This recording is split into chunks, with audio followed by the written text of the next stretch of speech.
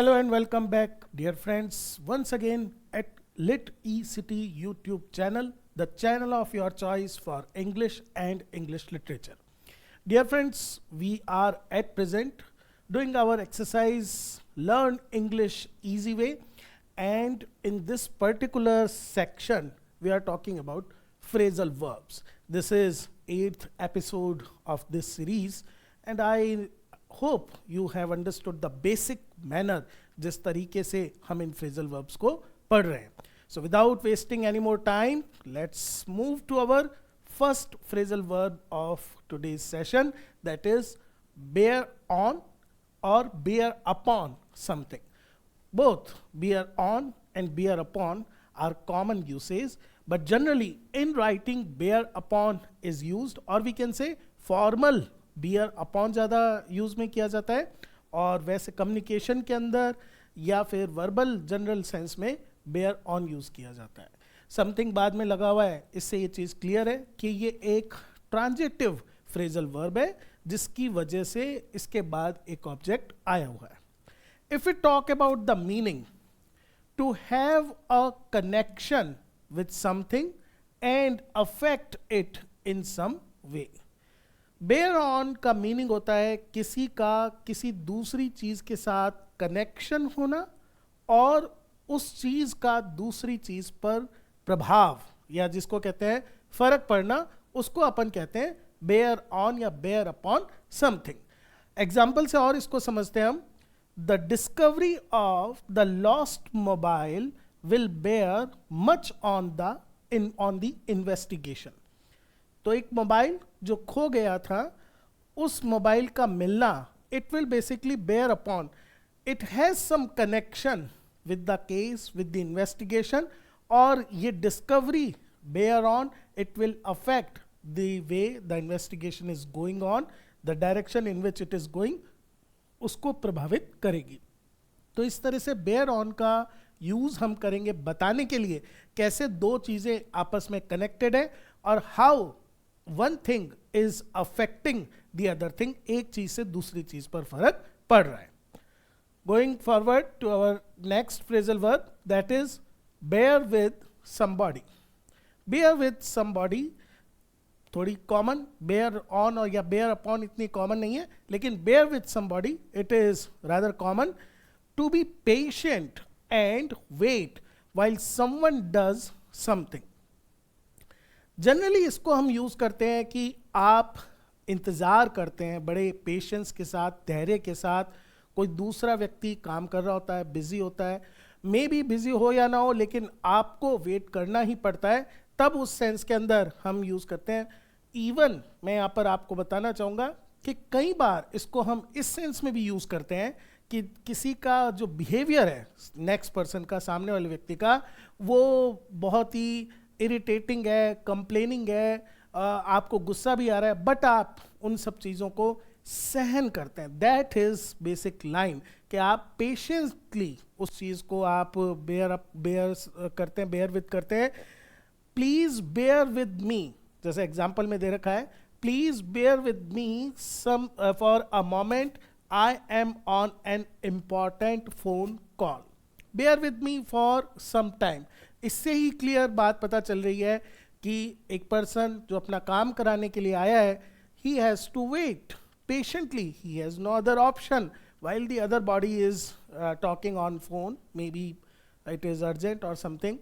लेकिन बेसिकली यहाँ सेंस क्या है? बेयर विथ करना, टू बी पेशेंट, बहुत पेशेंटली वेट करना, and wait while somebody is doing something else, आपका जब तक बारी नहीं आया है. Going to our next phrasal verb of today, that is beef up. Now this is a very different type of phrasal verb, figurative use है. Beef basically meaning ही होता है जो बॉडी के अंदर फैट होता है.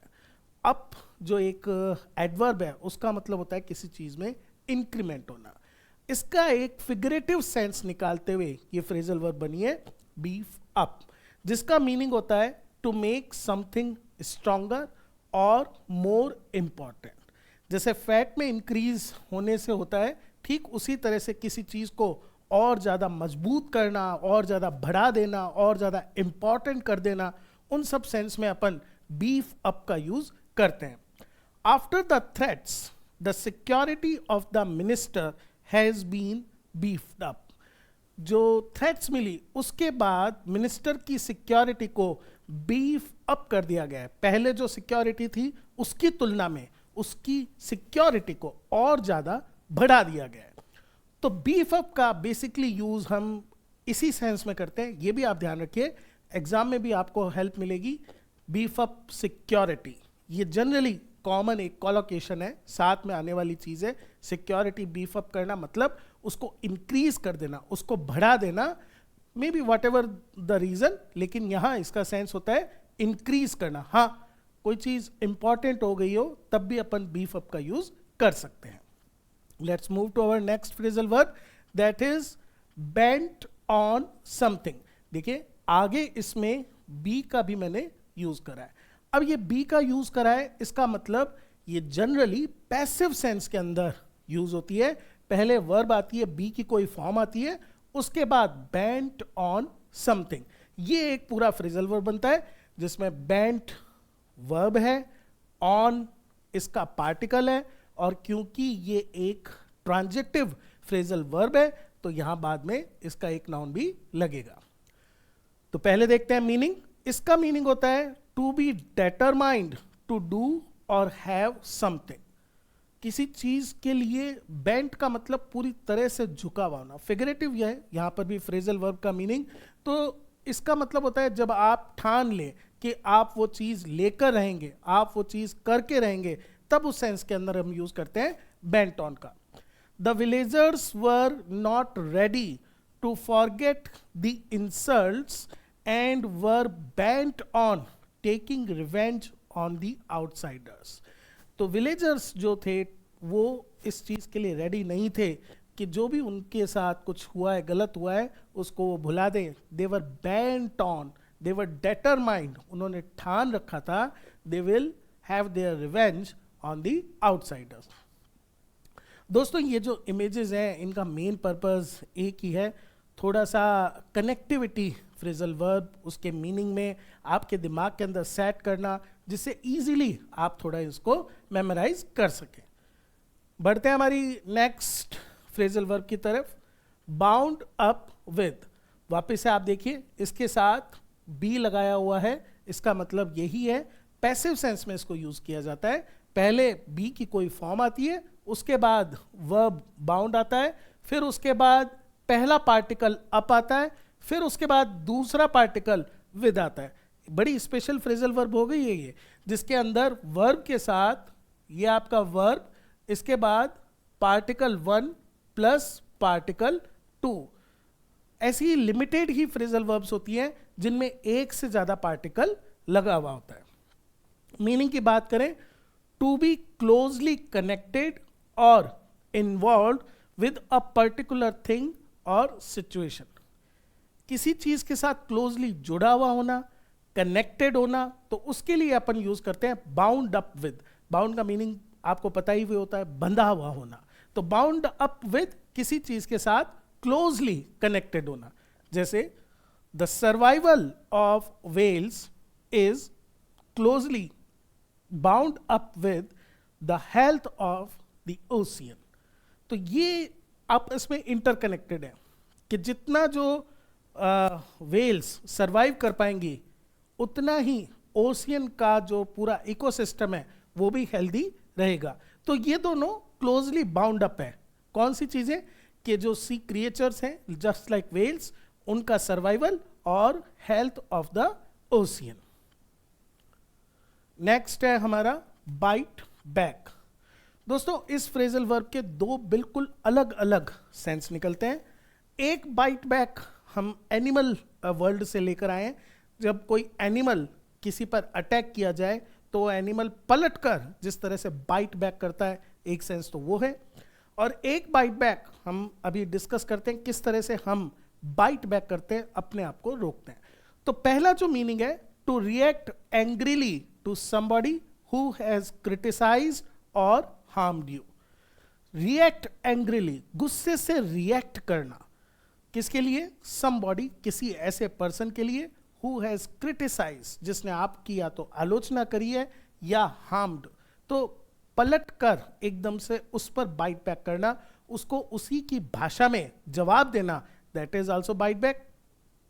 To stop yourself from saying something और फ्रॉम शोइंग योर फीलिंग, जिस तरह से जबान से निकलते हुए शब्दों को रोक लेना, बाइट बैक करना, अपने शब्दों को अंदर पी जाना। तो बिल्कुल देखिए, एक तरह से देखा जाए अपोजिट मीनिंग्स हैं, लेकिन मीनिंग दोनों निकलते हैं। हाँ, अगर आप मेरे से पूछेंगे एग्जाम में 90% ऑप्शन ये वाला आने के चांस रहेंगे, ऐसा तो होगा ही नहीं कि दोनों ऑप्शन आएंगे। दोनों आएंगे तो साथ में ये भी हो सकता है बोथ ए एंड बी, जो भी ऑप्शन का नंबर होगा, तो ज़्यादा चांस फिर भी रहते हैं रिएक्ट एंग्रीली के बाइट बैक के इस सेंस में यूज किया जाए। The politician bit back at the newspaper for dragging his name in the scam. Politician का नेम जब स्कैम के अंदर डाला गया तो उसने बाइट बैक करा, उसने अपने आप को होल्ड नहीं करा, उसने पलटकर जवाब दिया। तो इसको बेसिकली आप इसी सेंस में, इसी मीनिंग में जोड़कर देखिए। बाइट इनटू समथिंग, ये फ्रेजल वर्ब बड़ा इंटरेस्टिंग है और फिगरेटिव यूज है। जो लिटरल यूज होता है वो बिल्कुल वर्ब का जो मीनिंग, लिटरल मीनिंग होता है उससे रिलेटेड होता है, जबकि फिगरेटिव उसका एक थोड़ा सा अलग अलंकारिक अर्थ निकल जाता है। तो बाइट इनटू समथिंग का मीनिंग होगा to use a large part of some valuable thing so that there is much less left. आपके पास एक स्टोर है, आपके पास भंडार है, आपके पास इकट्ठा करा हुआ है, और बाइट इनटू, उसके अंदर आप क्या कर रहे हो? बाइट इनटू कर रहे हो, उसमें से आप लगातार निकाल रहे हो। तो जो ऑब्वियसली आपका स्टोरेज है, आपका जो ट्रेजर है, वो क्या होता चला जाएगा? कम होता चला जाएगा। उसी सेंस में हम यूज करते हैं बाइट इनटू का, जिसका मीनिंग भी आप इजीली देख सकते हैं। She was worried that her gambling addiction, जुए खेलने की जो लत है, जुआ खेलने की जो आदत है, has been biting into her saving. उसकी वजह से, लगातार गैम्बलिंग करने की वजह से जो उसकी सेविंग्स हैं, जो उसने पैसा इकट्ठा करा हुआ है, बाइट इनटू, उसको वो यूज कर रही है, और वो रिसोर्स क्या होता जा रहा है? डिप्लीटेड होता जा रहा है, कम होता जा रहा है। आज का हमारा लास्ट फ्रेजल वर्ब है ब्लैक आउट। दोस्तों, ये एक कलर फ्रेजल वर्ब है। कलर फ्रेजल वर्ब वो वर्ब्स, फ्रेजल वर्ब्स होती हैं जिनमें जो वर्ब होता है वो बेसिकली एक कलर से होता है। वैसे कलर्स एडजेक्टिव के काम में आते हैं, लेकिन कुछ कलर्स को हम वर्ब की तरह भी ट्रीट कर सकते हैं, जैसे ब्लैक आउट। दोस्तों, इसका मीनिंग होता है टू सडनली बिकम अनकॉन्शियस, अचानक चेतना खो देना, अचानक कुछ इस तरह से चीज होना।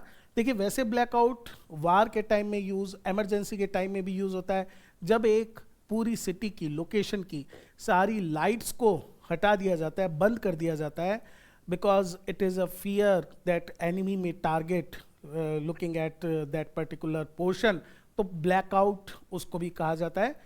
तो वो भी एक सेंस है, लेकिन एक और सेंस इसका निकलता है कि जब आप अपनी कॉन्शियसनेस, जब आप अपनी चेतना को खो देते हो, तब भी हम ब्लैकआउट का यूज करते हैं। Look at this sentence. It is said the accident was caused because the driver of the car had blacked out at the wheel. जो ड्राइवर था वो ड्राइव करते करते अचानक ही लॉस्ट हिज कॉन्शियसनेस, बेहोश हो गया या उसकी चेतना चली गई, एंड ऑब्वियसली उसका रिजल्ट क्या हुआ? It caused an accident. तो ये होता है ब्लैकआउट का मीनिंग। दोस्तों, ये थी हमारी आज की कुछ और phrasal verbs.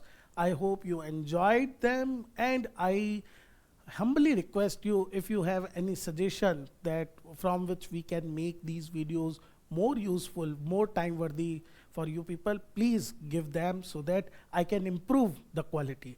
Keep watching, keep supporting. Thank you, friends.